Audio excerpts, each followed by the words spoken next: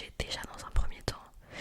Les filles, si vous avez les mots de passe des réseaux de vos mecs, ça veut pas dire qu'il peut très bien faire d'autres choses avec d'autres comptes. Et ensuite, je trouve que c'est quelque chose de beaucoup trop personnel pour pouvoir les partager. C'est comme là la preuve, ton ex du coup, elle en a profité pour restalker derrière, pour après savoir ce que tu faisais de ta vie.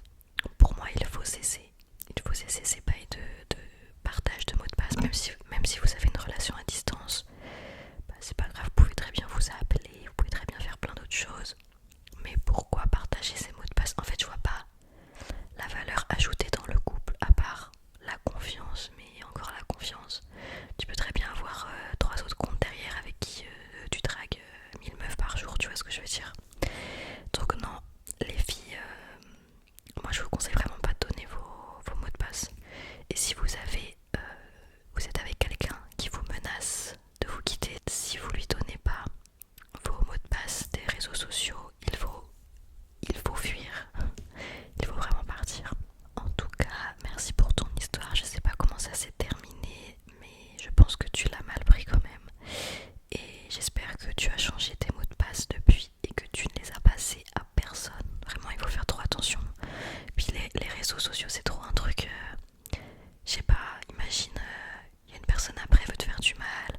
Elle va partager des photos de toi, mais qui sont pas de toi, et te faire passer pour quelqu'un que tu n'es pas. Enfin, il y a trop de trucs dangereux en fait sur les réseaux sociaux. C'est pour ça qu'il faut vraiment pas donner votre mot de passe. Ceci est un message de prévention.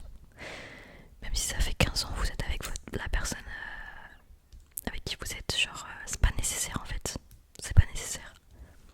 Genre moi avec mon copain, j'ai pas ses mots de passe, mais si jamais j'ai envie de regarder ses réseaux, je prends son tel, je regarde. Après je le fais pas parce que je m'en fous et je lui fais confiance, mais en tout cas avoir ses mots de passe, je m'en fous, genre je lui fais confiance. Ok, c'est parti pour la deuxième histoire, un petit peu plus longue cette fois-ci. Je devais avoir 15-16 ans et j'ai suivi ma pote et trois autres potes dans une ville qui craint un peu pour aller en soirée. J'avais aucune idée de la soirée ni de la personne qui organisait la soirée. Entre parenthèses, quelle erreur. En fait, la meuf qui faisait la soirée était seule avec la maison de ses parents. Donc la soirée commence, tout va bien, c'est une grande maison, on se pose, on apprend à connaître la fille, etc. On se rend quand même compte que de plus en plus d'inconnus débarquent, des mecs un peu bizarres. On apprend qu'en fait, la fille a mis l'adresse de la soirée sur son Snap. On panique un peu. Bref, il y a une bande de 15 cassos qui débarquent et commencent à foutre le bordel, c'est-à-dire ils jettent les objets, cassent tout, pètent les vitres. Quand les flics passent, ils lancent des tomates sur les voitures. Mais ça commence à dégénérer, il y a des mecs bourrés qui se battent. On apprend même que la fille était enceinte d'un des 15 cassos. J'étais allée le voir pour lui en parler, il m'a sorti qu'il s'en foutait. Bref, waouh. Plus ça dégénère, plus je panique. Donc je vais chercher ma pote et de là, elle sort de la chambre, elle me prend la main et me sort. On se casse. Et elle m'apprend qu'un des mecs était en train de forcer de fou avec elle pour coucher. Oh, waouh. On se met à courir jusqu'à dehors, on récupère nos potes au passage et de là on s'en va. Sauf qu'on se rend compte que des mecs nous coursent et forcent pour qu'on reste. Genre ils tentent de nous convaincre, donc là l'angoisse maximale. On accélère et heureusement il y avait la gendarmerie dans la rue d'à côté. Donc on se dirige en panique vers la gendarmerie et au final, quand ils se rendent compte qu'on y va, ils laissent tomber. En arrivant, j'ai pleuré toutes les larmes de mon corps, de panique devant un flic JPP. On a fini à 4 assis dans la gendarmerie en attendant que quelqu'un vienne nous chercher. Finalement, j'ai appris plus tard que l'un de nos potes qui avait décidé de rester à la soirée s'était fait casser une bouteille d'alcool en fer sur le crâne quand nous sommes partis et avait fini à l'hôpital. Oh. Tout va bien pour lui maintenant, mais bon.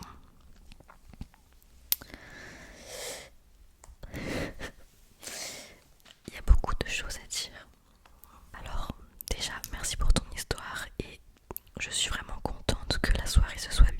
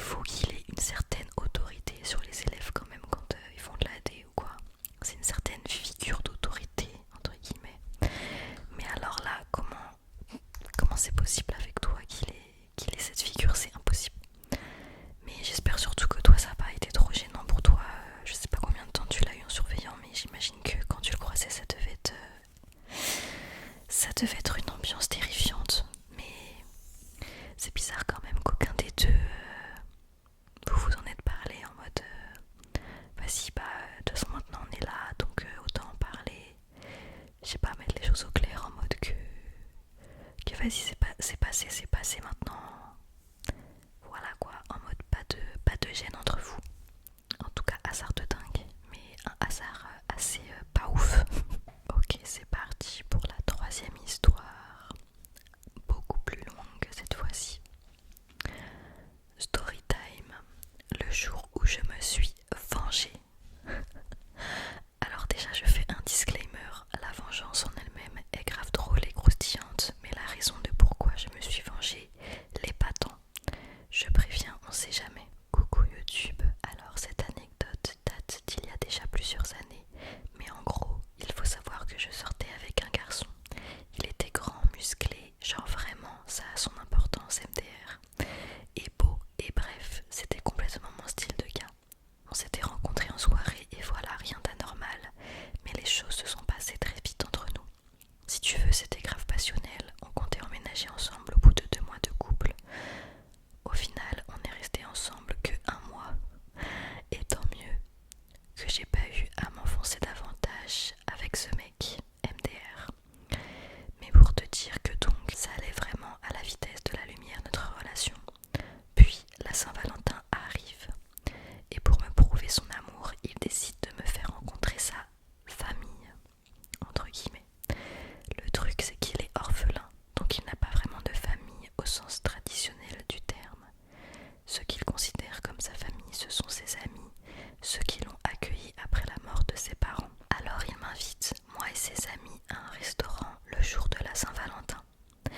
Pour cette première rencontre, tout se passe bien, il y a 3 garçons et 2 filles, et franchement, l'ambiance est au top. Je m'entends bien avec tout le monde, la soirée se déroule super bien. Mais lui, je ne sais pas ce qu'il a, il est complètement froid et distant. Personne ne comprend, c'est comme si ça sortait de nulle part parce qu'à la base, il n'est pas du tout comme ça. J'essaie de lui demander ce qui ne va pas, mais il me répond sèchement. Du coup, je décide de ne pas insister et je continue à profiter de ma soirée. Et là, je vois qu'il recommence à parler, mais toujours pas avec moi. Il me regarde mal, me parle mal, m'ignore parfois, alors qu'avec tout le monde, il reste sympa. Ouh là là. Alors là, je comprends vraiment pas ce que j'ai bien pu faire de mal. Cette situation me met une pression de fou parce que je suis super sensible et je déteste me sentir ignorée. Normal, surtout devant ses proches, en fait c'est encore pire. Du coup, moi aussi je commence à ignorer tout le monde. Oh non, je m'isole dans mon coin. À un moment donné, je décide de payer ma part et de partir. Je suis vraiment énervée parce que je vois pas du tout ce que j'aurais pu faire de travers. Et même si j'avais fait une grosse erreur, je trouve qu'il aurait dû m'en parler au lieu de bouder comme un gamin. À ce moment-là, j'étais toute juste majeure, donc je n'avais pas encore mon permis et je pouvais pas rentrer toute seule. C'était à lui de me ramener, vu que c'est avec lui que j'étais venue. Il râle, mais bon, il finit par me raccompagner. On monte dans sa voiture et là, le mec commence à péter un câble, il me hurle dessus. Et franchement, c'était la première fois qu'on s'engueulait à ce point. Je suis pas du genre à me laisser faire, donc je réagis. Et là, on se crie dessus tous les deux. Je comprends même pas ce qu'il me reproche sur le moment. J'ai mis du temps à piger, mais au final, il m'a reproché de m'être habillée trop court pour rencontrer ses potes. Toxic Boy. C'est vrai, je ne suis pas du genre à m'habiller de la manière la plus pudique, mais lui, il m'a prise comme ça, il m'a toujours dit que ça ne le dérangeait pas. Alors je comprenais pas pourquoi ça le dérangeait maintenant. Surtout que je portais une robe longue qui me moulait un peu, mais rien de vulgaire, un petit dos nu, mais pas choquant du tout. Mais même en fait, si tu portais... Je vais réagir après, parce qu'il y a trop de choses à dire dans cette histoire. Et puis ça ne semblait déranger personne dans son groupe, vu que les 2 filles étaient en mini-jupe. No hate, j'adore aussi les mini-jupes, c'est juste que c'est pas logique. Les filles pour qui il veut que je sois habillée moins court sont habillées encore plus court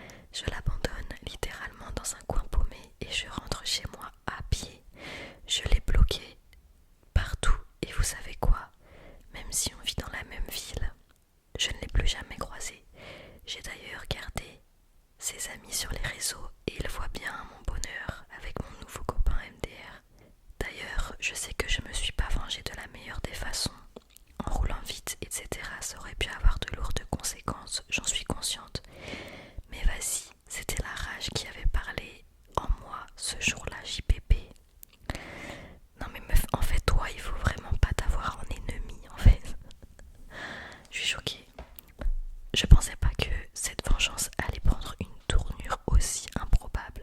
Alors déjà, en tout cas, ce qui est bien, c'est que à partir du moment où une personne, un homme, lève la main sur toi, c'est ciao. Même si il te passe tout l'argent du monde, même si il te passe toutes les fleurs du monde et tout, c'est ciao, c'est pas possible. Il faut fuir parce qu'il recommencera toujours. Donc déjà sur ça, vraiment queen, parce que t'as su capter le vice directement et t'es pas retombé dans ses bras, tu vois. En plus, sachant que tu l'aimais en plus encore et que t'étais jeune en plus. Mais alors la vengeance, je suis choquée. Je suis choquée devant autant de brutalité. C'est vrai que moi aussi, je me suis vengée quand j'étais plus jeune avec un ex et tout. Et en soi, c'est pas que je regrette de l'avoir fait, mais au final, je trouve que c'est inutile. Genre, vaut mieux juste rester en mode slay, queen, tu vois. Mais après, en vrai de vrai, ce que t'as fait, c'est un peu slay aussi. Je sais pas, je suis dans un entre-deux où genre il mérite, mais en même temps, se venger c'est mal, tu vois ce que je veux dire. Mais en tout cas, waouh, vraiment en tout cas, j'imagine même pas comment il a pu réagir. Et il a jamais essayé de te recontacter après, je sais pas, il t'a jamais renvoyé un seul message. Après je pense qu'il a vraiment eu peur, il s'est dit ok, elle c'est une sorcière, je ne vais plus jamais rentrer en contact avec elle, je veux plus rien avoir à faire avec elle. Il y a moyen aussi qu'il s'est dit ça. Tu sais ce que t'aurais pu faire pour encore plus te venger, enfin pour aller au bout de ta vengeance, c'est de mettre une petite caméra dans sa voiture pour voir la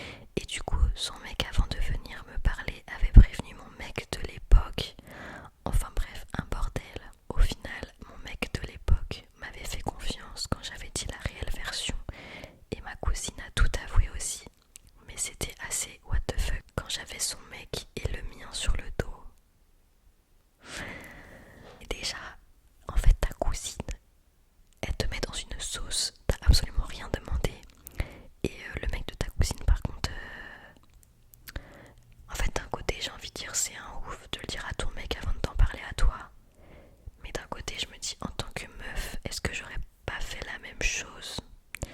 Je sais